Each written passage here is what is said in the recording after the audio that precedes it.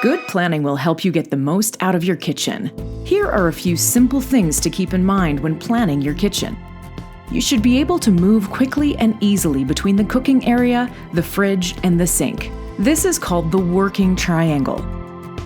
The shape of your kitchen will usually be dictated by the shape of the room, but just because your existing kitchen is one shape doesn't necessarily mean your new kitchen has to be the same. Here are a few layout options. A single wall kitchen, which is good for small kitchens but not so good for bigger rooms. If you have the space, you can add an island, which not only gives you more storage, but can also be a serving area, a hangout, and a room divider. An L-shaped kitchen creates a good working triangle and gives you a good amount of storage space. A U-shaped kitchen gives you lots of storage and worktop space, but keep in mind that you will need a larger room for a U-shaped kitchen. A parallel kitchen gives you two work and storage stations on opposite walls. It doesn't need that much space and works well in rooms with a door or a window at the end.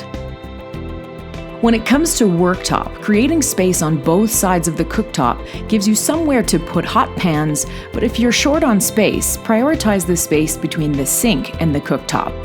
In a parallel kitchen, make sure there is room for two people to work without bumping into each other. A distance of at least 4 feet will let you open drawers and doors on both sides at the same time. Place wall cabinets at a height that won't block the view of the countertops.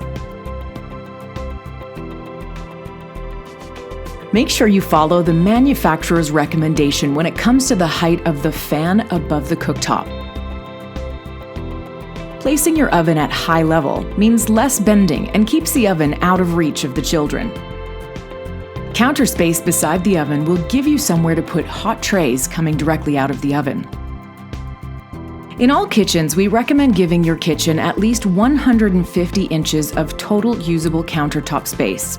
This includes lower cabinets that are at least 24 inches deep and have at least 18 inches of clearance above the countertop. We recommend allowing a minimum of 24 inches of counter space to one side of the sink for preparation work, and at least 18 inches on the other side. Beside your refrigerator, we recommend at least 15 inches of counter space on the handle side, or on both sides if you have columns or French doors.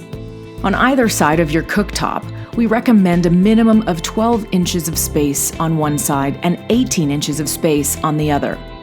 For kitchen islands that have appliances, make sure that you leave at least 9 inches on either side of the burner. For a separate oven, be sure to include at least 15 inches of countertop on one side. Kitchen islands are great and add a lot of extra counter space and storage.